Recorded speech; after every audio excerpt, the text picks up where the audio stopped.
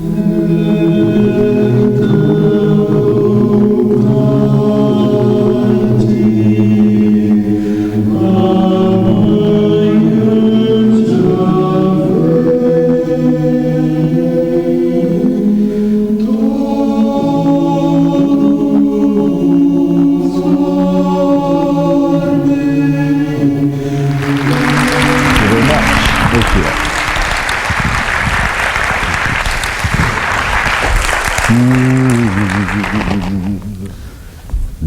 you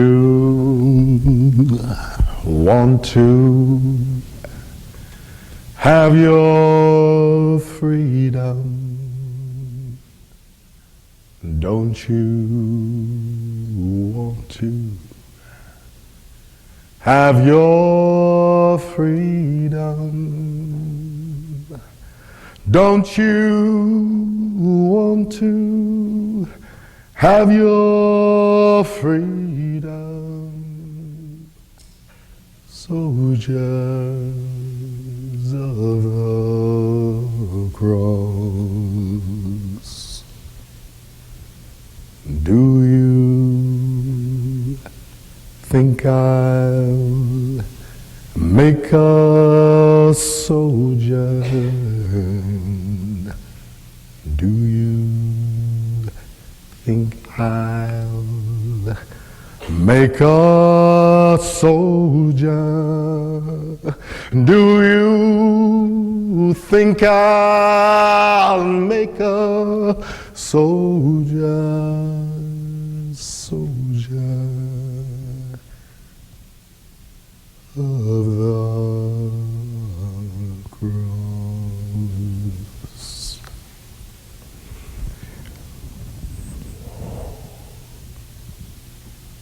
Well, I start singing only because it's the way you change things, says Bernice Reagan Johnson. And she tells me that during the civil rights struggle, it was a way that you could sometimes stop from getting your head cracked.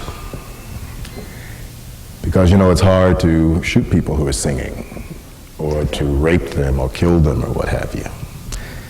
And it's also a way to open the heart when you don't have an open heart. I'm in a bad mood tonight. Just got off of a plane. I certainly don't feel like, excuse the terminology, bullshitting you about what I hold sacred. But I'm here tonight to speak to a group of people who are paying me the greatest compliment. They actually want to talk about the work before they see it. What's that about, ladies and gentlemen?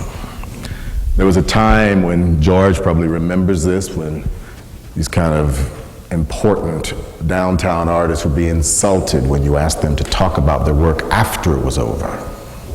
They said, do you think the audience is stupid? What do we have to say about it they haven't already seen on stage? And now you fast forward and you have an audience of people here to talk about it even before it's seen. Is that the new conservatism? Or being that it's a university, is it just plain good old intellectual curiosity? Well, I'll do my part, and hopefully you'll do yours, and at some point I'm going to give up the talking and ask you to maybe direct my discourse by asking some important questions. Anyway, so jumping into what shall we talk about? We're going to talk about tomorrow's program. Tomorrow's program begins with The Gift No God Logic, which was a piece made by Arnie Zane in 1987. Arnie Zane and I started working together when I was about 19, and I think he was 21 or 22. And we were at first just totally engaged in the idea of doing something together. I was dancing, he was doing photography, I was his favorite model. We lived in Amsterdam for a while, we came back to the States. I, having realized that I was not going to be James Baldwin #2, that there was a hell of a lot that I did not know about myself, not to mention my culture. And walking down the Leidse Plain one night in Amsterdam, I happened to hear news of the state troopers having stormed Attica State Penitentiary, which was where my brother Boot was, and they had abused many, many people, killed people, and I stood in the street crying, having just left a jazz dance class taught by a platinum blonde Dutchman who was teaching me about rhythms. And, well, standing in the street crying and realizing that even a 19-year-old can be a liar to themselves, because we forgive youth a lot, don't we? Youth doesn't know anything, or so they tell us. So it's all right when youth is pretentious and full of themselves, but at that point, even the 19-year-old knew that this was not right, and so I came home. And I came home and I realized that I wanted to do something called professional dance, and I didn't know how to begin. I had already taken some classes before leaving the State University at Binghamton a few years before, but I came back with a newfound resolve to be serious about it. After a short while, Arnie and I decided to leave Binghamton and go to State University College at Brockport, and there we met a fantastic woman whose name was Lois Welk, and she invited us to go to the West Coast, and we went to California, we were in San Francisco, and we were members of what was called the Ring of Bone Dance Collective that went back to its old title, which was the American Dance Asylum.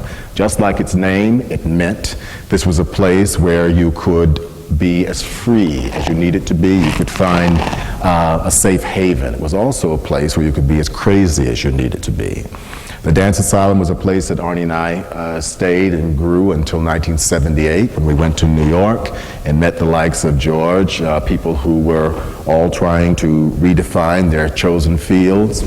And it was 1982 when Arnie and I decided that our dialogue between two caring friends should be opened up to a larger community, and we introduced Julie West, a young woman from Canada who was tough as nails and who, if I jumped, she could show me that she could jump twice as high, and if I could lift her, she could lift me and then flip me on my head if I had to. So it was Julie, Arnie, and Bill for a while, and then we expanded it to 6 members, and then we, about the time of Arnie's death, I think we might have been hovering around 8 or 9. Just before Arnie died, the last 2 years or so, there was a lot of discussion between us about why we were dancing, and I said that it was all about my sweat and the communication that happened between people who sweated with you. Arnie says, I don't live to sweat, I don't live to dance. And at that time, it was a real challenge to what I thought was the truth of dancing, which was that I had to be out there doing it. He wanted his own voice, and so he was making these studies, drawing. He was a visual artist, and he was working on a quartet. And this quartet was going to be these 4 people, 1 woman and 3 men, moving around in a large number of permutations of what a 4-sided figure would be. One day at home, I was playing to him a series of arias of Montserrat Caballé, and one of them, the first 2 on this album, as a matter of fact, came from Verdi's La Forza del Destino. He heard it and he said, that's the music for my piece. And the piece was going to be called The Gift. It was a gift to 2 board members, Herbert and Nadine Luss, 2 wild, crazy people, very generous, who had literally, when Arnie became more and more ill, had taken us under their wing. We would sleep in their house. They would give up their bed for us. Nadine traveled out here to, I think, Linus Pauling's Institute to try vitamin C therapy, to take Arnie to try vitamin C therapy. She and Herbert were so loving, so close to us, that he said this piece would be a gift to them. And then No God Logic. For a man who was the son of Jewish mother and a Italian Catholic father who converted to Judaism, he at one point was wearing a cross and a Star of David. He was open to all sorts of healing, what have you. But I think that by this point, things were looking pretty grim. The macrobiotic diet was not helping a lot of things, and I believe he was a bit angry at God. And he said, there is no God logic in what's happening to me. And what's happening. So the gift, No God Logic, is this piece, but what you see is a very, very beautiful formal work done to overblown emotional music. And it is just four persons moving around, and this to me is the essence of what Arnie Zane was really about. He was looking intensely at the world and then cropping and cutting the world as he could manage it, and then organizing those elements around in an almost endless series of variations. I remember that when Arnie saw the gift lit for the first time in New Jersey, Robert Brazell, our lighting designer, the curtain opened, and he had designed this world with smoke, slash, and red light, and Arnie said, "It's as if I've died and gone to heaven, or is it hell?"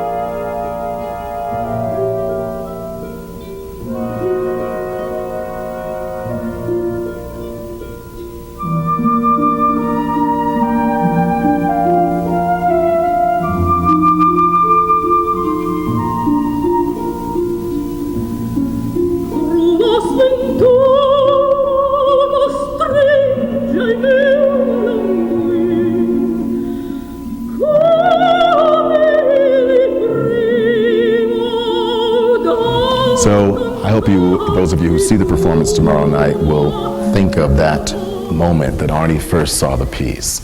And this piece points up something about our discussion about why we danced.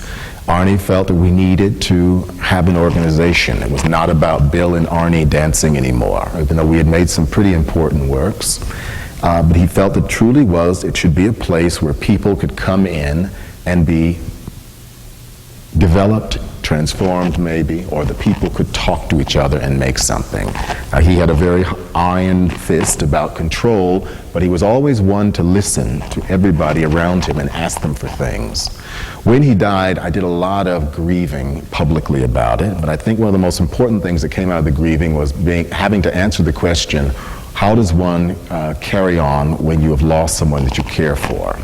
And I think what I understood at that time, which I still stand by today, is that you have to identify those characteristics in the person, what you loved about them, and then become that.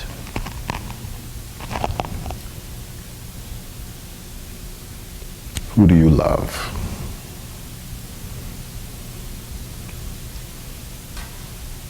What do you love about them?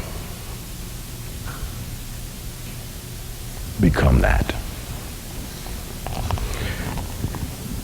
Love Redefined was made, probably the first version of it was started somewhere in the early 90s, I believe, when I had been invited to work at the Lyon Opera Ballet.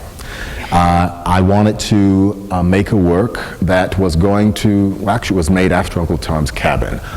This was going to be a work that was going to be smaller in scale. It was going to be my version of what you call a white ballet. And those of you who know dance know that white ballets are usually traditionally plotless ballets in the neoclassical sense.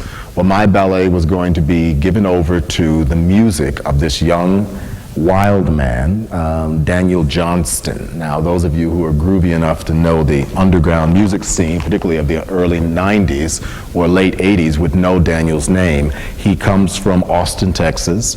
He recorded most of the songs that you will hear in his parents' basement. As I understand, his parents were fundamentalist Christians. I don't think Daniel was. Daniel is mad. Daniel is a person who is on antidepressants, and he has, at this point, I believe, had stopped taking his medicine. So he was in a kind of a peculiar manic phase. He had developed a whole universe of personalities. There was Casper the Friendly Ghost, there was a devil, there was a demon, there were various permutations of a character whose name was Danny. and Danny would sometimes be addressed in the songs. So this album, which I think is one of his greatest, is called Yip Jump Music.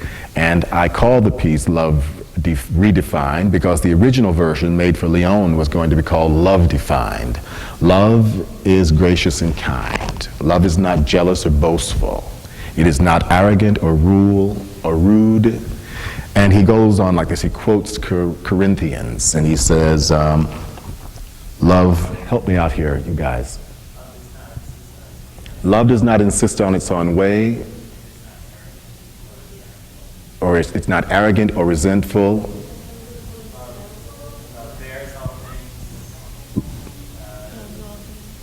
Love bears all things, believes all things, hopes all things, endures all things. Love never ends.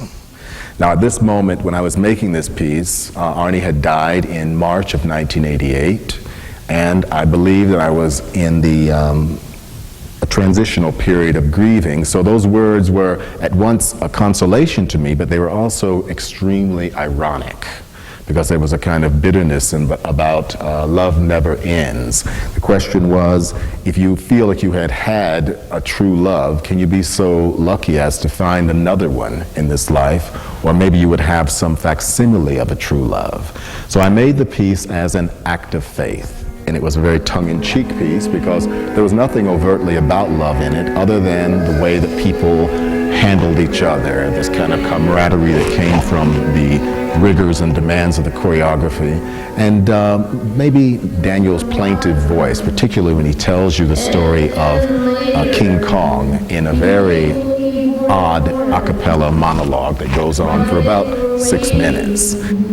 And they grew along, and they tied him, and they took him across the ocean, and they chained him and put him in a shell. But when he saw his woman, he broke loose, and everyone fled in terror, and he was looking for her, and he overturned the train. He was looking in the street. So this piece, Love Redefined, was a reworking of a piece that had been made for Lyon Opera Ballet in the early part of the 90s, and I think in about 1996, we reworked it for this present configuration of dancers, or a facsimile thereof, and I called it Love Redefined. And I'd be curious to know what you think about it. I think it's delightful work, and I know the score's a great one. There's an intermission, and followed by the intermission, we have the second act of You Walk. You Walk is the company's latest full evening length work. It came as a result of being offered a commission by the city of Bologna about 2 years ago. And they said that they were going to be a European capital in the year 2000. And as you know, the European capitals, I suppose they are given special funds and they have special responsibilities in terms of creating cultural programs. The city of Bologna had decided that their theme was going to be the radiance of Latin Mediterranean culture. Yes, the radiance of Latin Mediterranean culture in the world. They said to me, as a product of the African diaspora and a native of the New World, would I make a piece about the radiance of Latin Mediterranean culture in the New World? Well, I have George mentioned Still Here. Still Here was a watershed event for me, very, very important, but there was a lot of garbage that came with that work. And it was garbage not of my making. I thought I was making a work which was going to transcend polemic, a work which was going to transcend any positions, even politics. Little did I know how much the heart and mind are the lifeblood of politics. But I made this work, and you know what happened. If you don't know, you can ask someone. It exploded, and it was on the front pages of all sorts of newspapers and magazines. All sorts of cultural arbiters had to take positions around it. Did I represent the great Satan? Was there great leveling going on? Was it unfair that people were being subjected to these angry minority views that were designed to make good, upstanding, liberal people feel guilty? the homosexuals, the lesbians, the American Indians who want to say that Columbus was not a nice guy, the Chinese who were forced to come here and build the highways, the women who are always complaining because of some problem they have with male power. You know the rap, our culture wars. And I was enlisted against my will into the culture wars. Still here, I'm very proud of it. It took the support of about 200 very, very brave people to come forward and share with me. I said to them, I am not a doctor, I'm not a therapist, I'm not a practitioner of any kind. I am an artist and a man. The artist is looking for information that makes me want to sing and dance, and the man needs his hand held. And they were very, very generous. They came into these workshops, which are called survival workshops, filmed by Gretchen Bender, a good friend of mine, and we were making this work. This work was going to initially be as if watching the Oprah Winfrey show. Her installation was going to be panning the audience, but in that audience would be the people from the workshops and other people. Well, that never really happened, but Gretchen's work did inform the music that was written by Vernon Reid and Ken Frizzell, and she made a beautiful installation with the portraits of the peoples. When the stink happened about the opportunistic nature and the manipulative nature of what I had made, there was a lot, everywhere we went, the houses were sold, but maybe not for always the right reasons. And I do know that one night in Lincoln, Nebraska, it reached a kind of a critical point for me because I saw on this side of the street Rev Phelps, who some of you probably know, who is a fundamentalist man and an activist who believes that homosexuals are the greatest scourge of the modern world and that AIDS equals death, equals sin, equals, and then Bill T. Jones equals AIDS, equals what have you. And his family with 5-year-olds this side holding signs that say, save the gerbils. If that isn't cruel enough, 5-year-olds up to his oldest children, and some other supporters over here. On this corner were the left-wingers, the liberal types, the Earth Mothers, the gay liberationists, the American Civil Liberties Union, what have you. And the audience had to walk smack down the middle of it as these groups shouted at each other. And I remember one of my dancers, Arthur Aviles, he was told not to do it, and it's almost the story of Medusa. You know how they say, don't look at her because you turn to stone? If you got too close to Reverend Phelps, they had a way of saying things to you that would make you lose yourself in anger and disgust. My friend Daniel Russell Kubert's mother, a very wonderful woman, was with us at one performance, and she walks by with her son, and they yelled and called her a dyke, because her hair is short, right? So suddenly she, who has a gay son, has to go through all of these changes, and that's all they want to do is to engage you in that stuff which is called anger. And anger, and take it from me, I'm a very angry man, anger is an infectious thing. So that night when I saw that, and I saw that, and I thought, what in the hell are you doing in modern dance?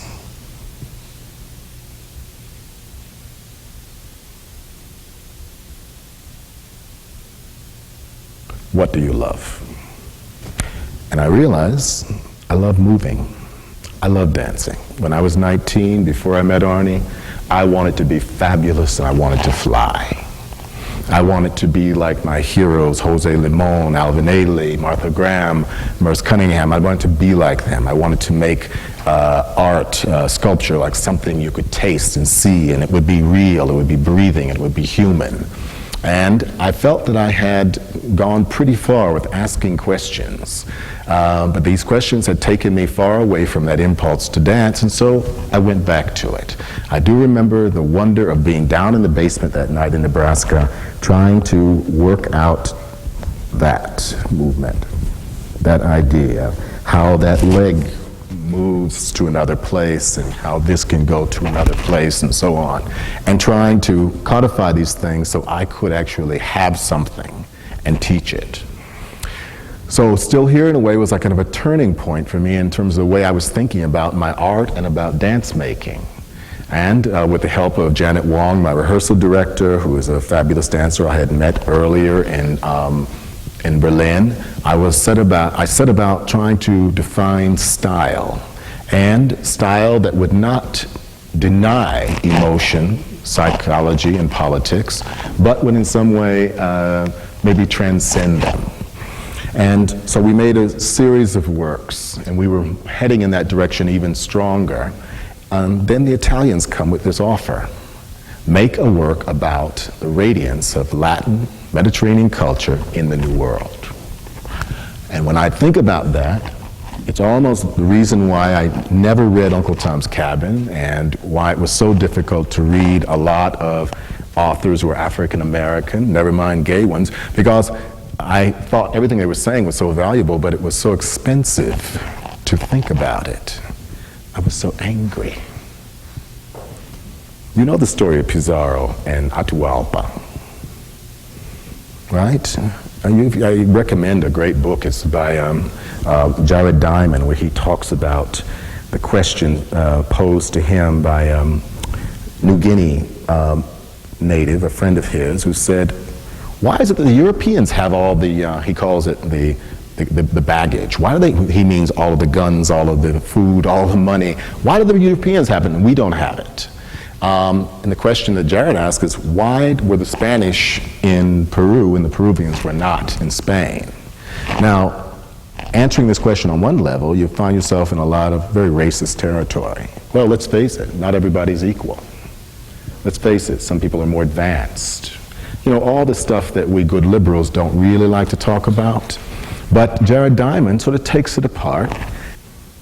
He uses two stories. One story happens about 1830 on the islands, wherein a group of Maori invaded a neighboring tribal island, and simply because they could, they slaughtered every one of those people, they're all brown-skinned people, and ate them. Hunted them down day after day, slaughtered them in their beds, slaughtered them in the forest, and ate them. And they were asked, why did you do it? They said, because we could. Now, he's so bright, Jared Diamond, he says he tells this story before he tells about Pizarro and Atahualpa.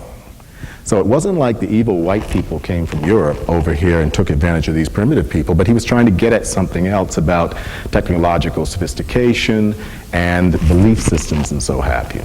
It seems that when, some of you probably know the story better than I do, but when Pizarro was first announced, Atahualpa and his brothers were fighting, but they were told that these gods were coming, and they were very excited that the gods were coming. So excited, in fact, that Pizarro communicated that they should come to him. Here, the emperor, the most powerful man in the land, should come to him, which they did. And the priests, I believe they're Jesuits, you've got to love them, those Jesuits, they were writing everything down, and they describe how the light from the gold of Atahualpa and his entourage of at least 60,000 and up was so bright that it was like you had to shield your eyes because they were so resplendent, and feathers, and there were drums and singing, and they're carrying him on a palanquin surrounded by all of the highest in the land, all supporting the king, and they come to meet these gods. Well, the priest, the head priest, takes the Bible, he goes out and he goes to hand it. Nobody hands anything to Atahualpa. No, somebody else has to hand it to him. And he's never seen a book before, and he's looking at it. And the priest, in Spanish of course, says, do you accept Jesus Christ as your Savior? What? Do you accept that he is the king of the world? Somehow this was vaguely understood. Atahualpa takes the book and throws it into the sand. The priest says, there, you see, destroy them in the name of God. And so they did. With their guns, with whatever, they slaughtered them. And because people were throwing themselves on Atahualpa, there was a mound of bodies that built up. And they were not fighting, they were protecting him and being slaughtered. Of course, as you know, he was kidnapped, he was put in a building, and the conditions of getting him back was that they had to fill this building with gold. And even then, at the end, he was ultimately killed.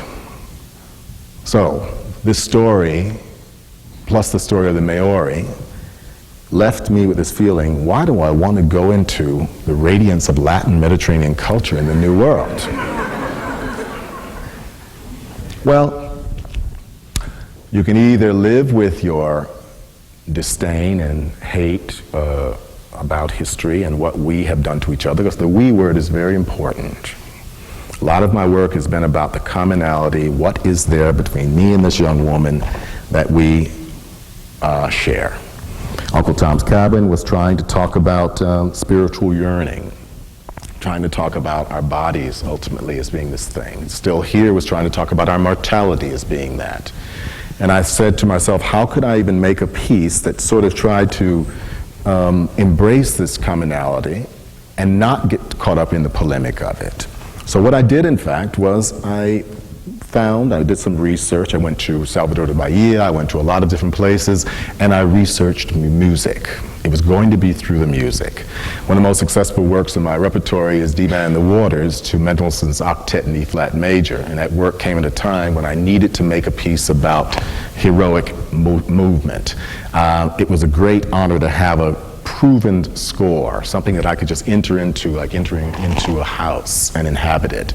So my friend Bjorn and I, we found music that we thought could talk about a kind of a chronology, even though the dance did not want to be literal and did not want to be chronological. The first section has music that starts with a young boy singing a cappella, well, not a cappella, but accompanying himself on a thumb piano, recorded in Zambia in 1957. To me, that sound is probably the same sound you would have heard 10,000 years ago, something pure. So in my naive construction, because the piece has something very naive and episodic about it, that section, it becomes the world before the cultures met. And it's called We Wore Time Shamelessly. The next section is built around a traditional medieval court dance circa 1492.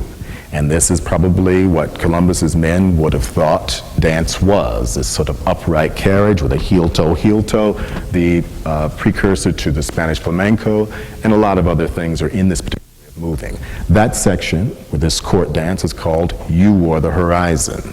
The section following that to Amazonas Indian chants is called So Sure, or You Were So Sure. I'm thinking about that priest who, when he said, kill them, he was so sure he was right. Now, we judge him, but be careful about judging him, because what are you sure about right now? Are you sure you deserve to be full tonight when 2/3 of the planet is starving? And did you see the cover of the USA Today after the bombing in Yemen? They were defending us. They died defending us. Well, it depends on who you talk to. They were an occupational army, an imperialistic army. So let's not condemn so much the Spanish and their own notions of being so sure. Well, that's the logic of the piece. The intermission, during the intermission, after we have heard probably the oldest opera in the New World, Domenico Zippoli's San Ignacio, a work written by a Jesuit novitiate to be performed for and by native people, that ends with teaching the Jesuit idea of earthly pain is transformed into glory on another plane. The curtain comes down and we hear the strains of John Cage. And John Cage in a piece from 1978 entitled Empty Words. Empty Words is important because for me, here's another example of collision. So you will probably hear this as well tomorrow night. John Cage was invited to come to Milan in 1978 and do a piece. Shortly before that piece was done, the students at the university had won a political victory, and they were in a very revolutionary frame of mind. They were told that there was a revolutionary composer who was coming to their city, and that they had to go out and see him. Well, they even bought their tickets. What John Cage did, and John Cage I find one of the greatest artists of the 20th century, and he's a great inspiration to me in terms of the uncompromising pursuit of an idea. But John Cage was reading phonemes from Walden. Now, phonemes, as you know, are parts of words. In, 2 hours. Sitting at a table, a light, glass of water, and projected drawings, not sure if it was his drawings or the drawings of Thoreau. I believe they were Thoreau's drawings, and reading. The students sat there for about 15 minutes patiently, and then you hear the first, "Basta!" And suddenly it grows. You know how we inspire each other when we're being obnoxious?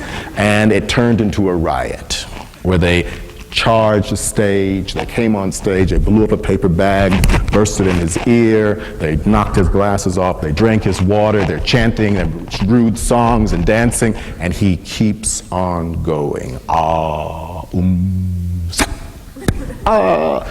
And it's all recorded.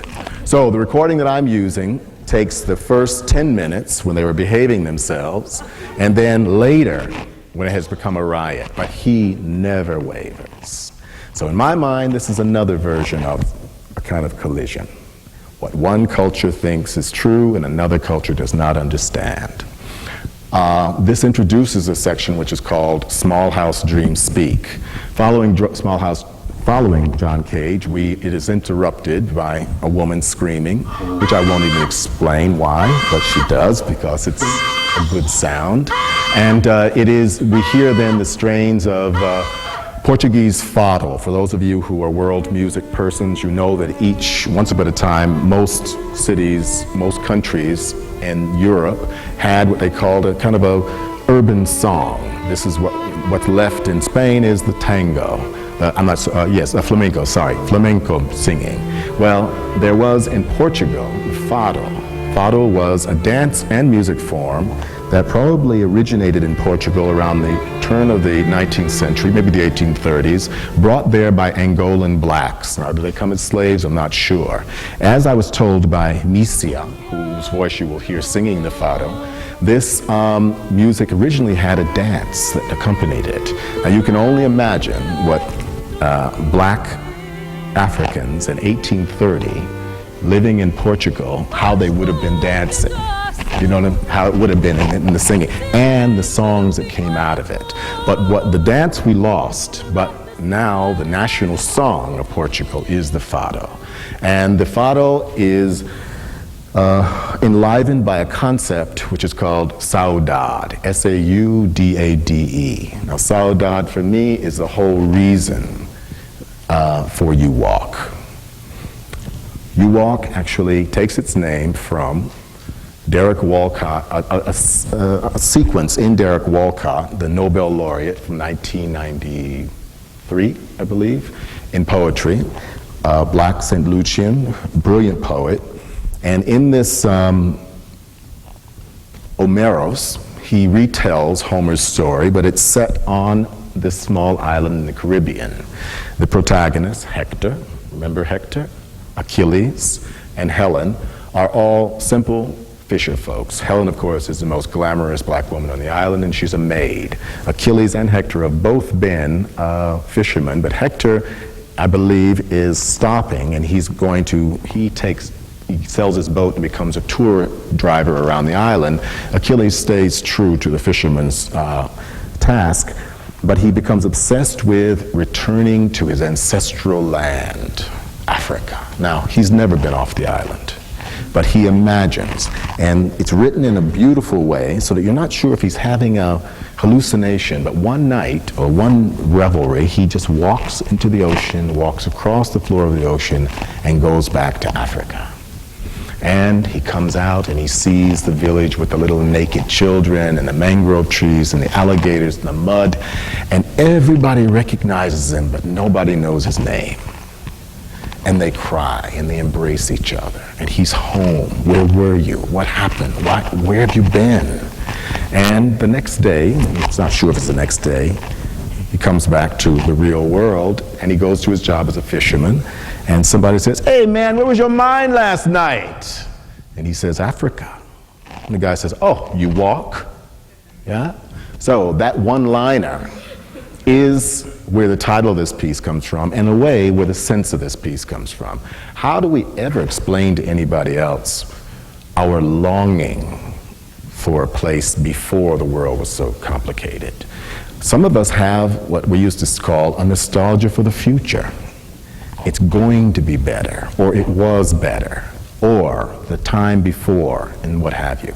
So I say that taking Pizarro and Atahualpa and the whole ravages of 500 years of history, what we can really count on is that out of this comes this sense of a longing that poets and artists pick up on and make art about. History is too much for most of us to really handle, but we have a feeling. We have a feeling inside of us. My father decided in 1955 that he wanted to start migrating up and down the eastern seaboard, starting in Florida and ending up near the Finger Lakes in New York State. He wanted to become a black Yankee because he wanted his children to have more than he did.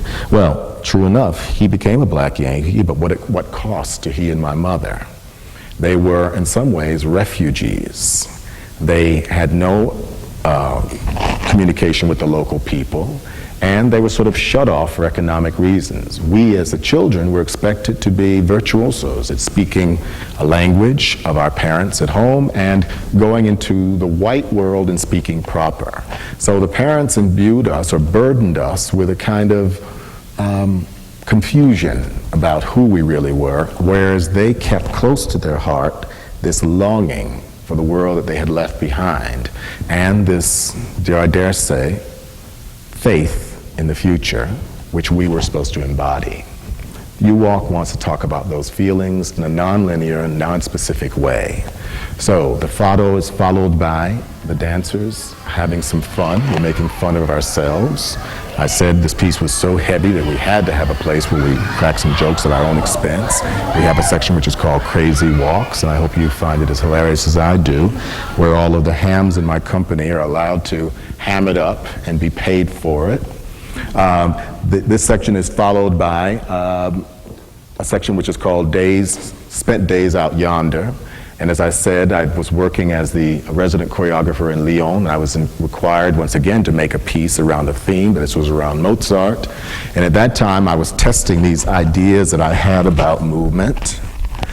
And I was doing a lot of the movement, sometimes in silence, sometimes with just any music put on.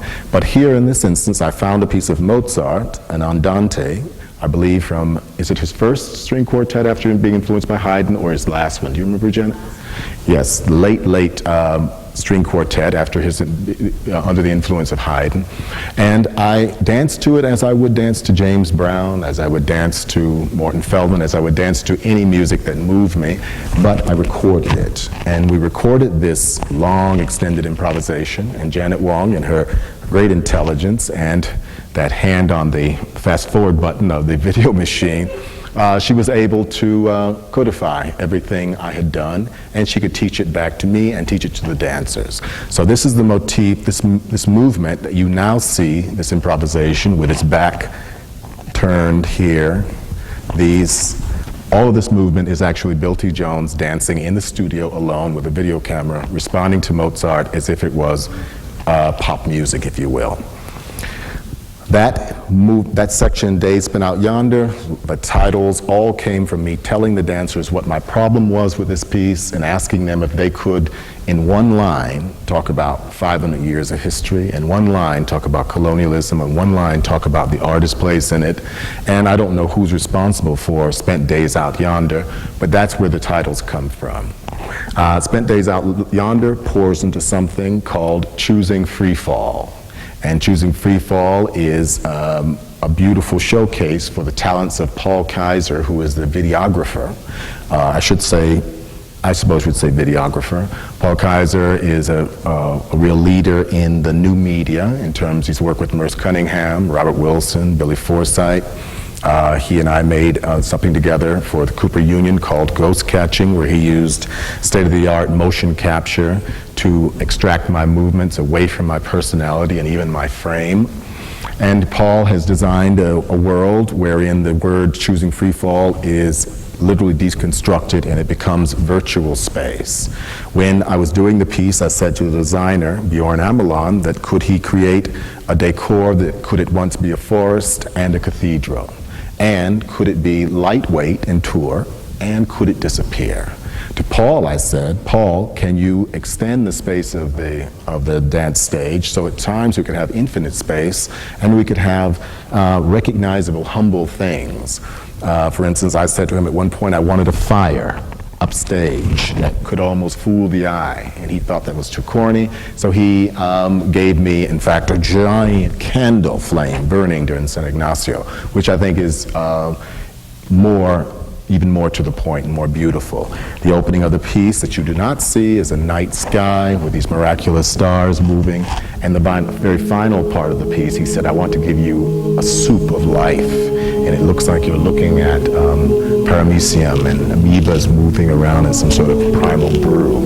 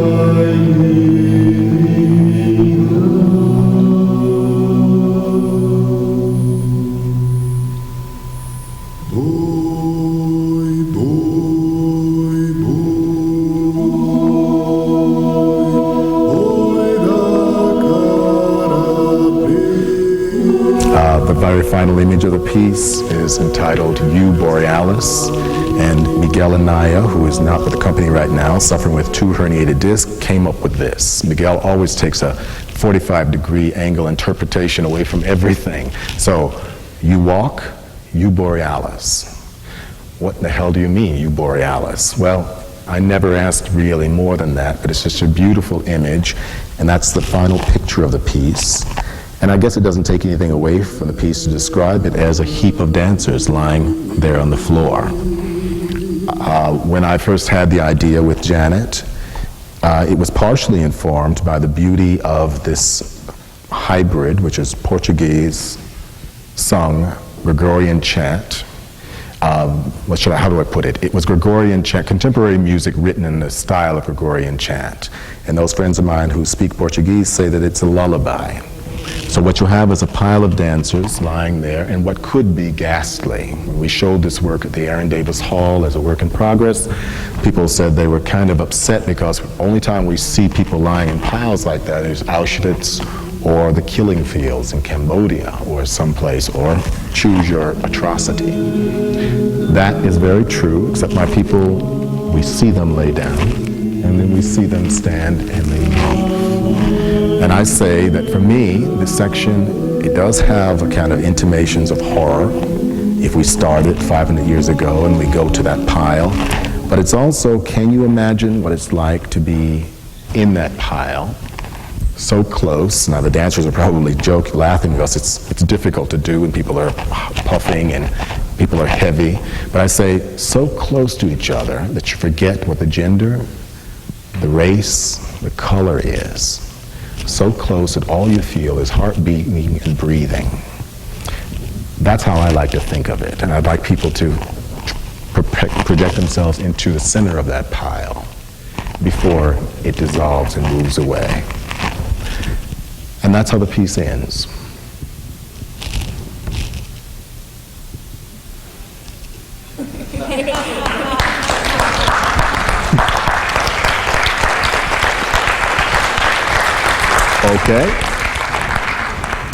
Okay, I've done my part. We had our pre-performance discussion, or at least Bill talked. What do you want to talk about? I've always been dying to ask a choreographer this. How much does it matter to you whether we get what's going on? How much does it matter that we get what's going on? Would you change something in your choreography if you knew that we were totally clueless about what's going on? Well, I must admit that I do, as much as I am trying to please myself, I am trying to find a way to build a bridge to your understanding. And that is thorny. How do I say it? Each piece has to be its own world. Now, I realize, excuse me if I jump, but when I was reading Proust, why did he keep repeating certain things all the time? I kept saying, why is he repeating them? But then I realized that after his repetitions each time, after a while, I was in fact learning his heart and mind. And therefore, when he would veer off, I was then able to speak the language in a way. And the most opaque passages, at least I felt I had a key. So, any choreographer, I think, is also going to probably do that. Give you a chance to become familiar with a gesture, a sequence, so that you at least know it. I know musicians do that. I tell people, can you watch the dance as you would listen to music? Or can you watch it as you would look at a painting? When you go into an art museum, do you really get it? Or when you stand in front of well, let's take Pollock then, you allow it to happen to you. And I think that is something I would love to have people trust us enough that they relax. Now, I say that you've got to make a seductive package. Are the dancers interesting? Are they performing the work well? What is the physical environment like? Is it tasty to the eyes? And do you sense that behind it there is some honesty and integrity? I want nothing more than that you just trust me. And maybe it won't be. Maybe you won't like it. Like, you know, a therapist friend of mine used to say, look, if you invite somebody over and they want ham and you serve turkey, neither one of you did anything wrong. But that's always something to be taken, to be understood. And that's why this is not for the faint-hearted. And if you really want a guaranteed hit, you've got to do it like Hollywood does it. And even they fail. Do your studies. What does the public want? What's not going to offend?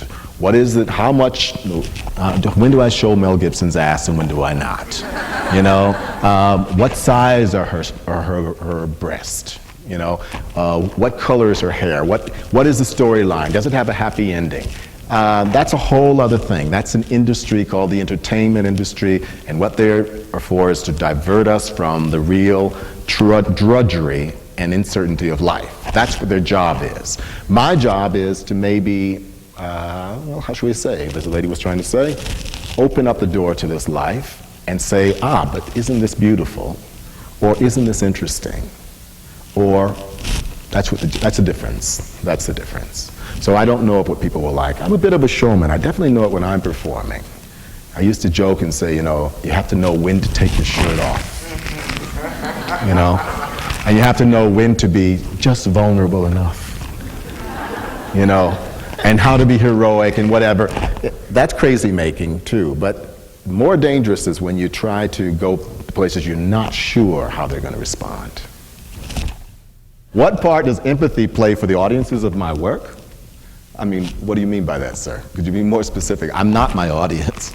Well, no, but I think when you make some of those works, you must have them in mind, and especially in terms of that piece and the subject matter.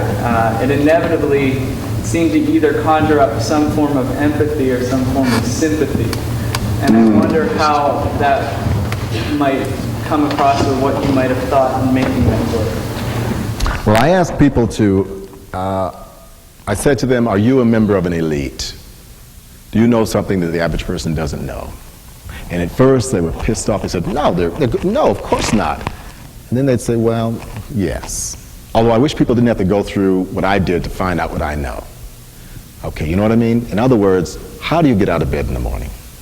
How do you dare love anything knowing that your life may end? How do you have faith? How do you deal with anger? All these things, these are the questions I asked them. Now, so I did not think I was making a piece that was going to ask well people to feel sorry for sick people. I thought it was going to be these people were giving a gift to those of us who were well. Because what they were dealing with is, let's face it, nobody gets out of here alive. And that's what I thought was so peculiar about the reaction. We used to, in the workshops, even use the term, the arrogance of the well. Right?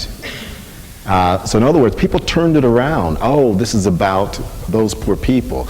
And now that is, in other words, you're asking for our empathy. I'm saying what you do, when you do that, you're saying, thank God it's those sick motherfuckers over there and not me.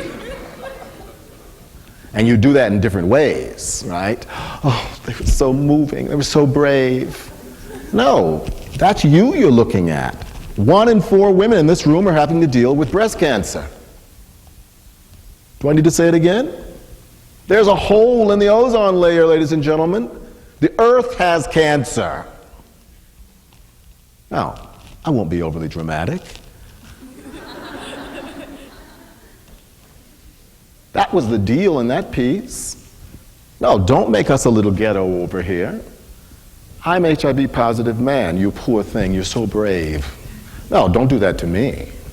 I'm doing really well. But the fact is, do you know what's going to take you out in the next moment? Yeah, you walked out, hit by a car, whatever, who knows, whatever. Nobody gets out of here alive. Our mortality is what makes us us. That's what that piece was. Now, what part does empathy play in that? You better have some empathy for yourself and your predicament. I think our time, the hour grows late, but please come and see the work, and we offer it in great spirit of generosity, and it's a handsome work, and the company looks fabulous, and we do hope you enjoy it, and thank you very much.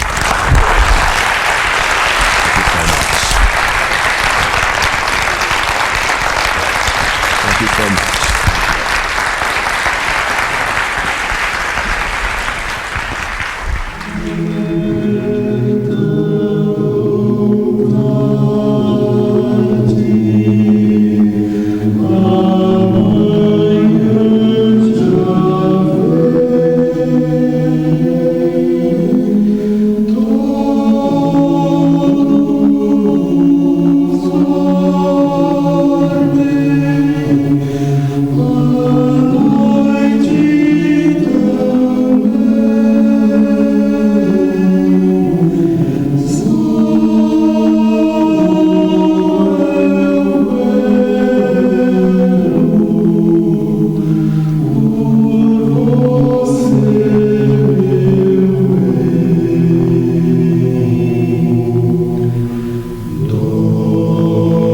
Glory.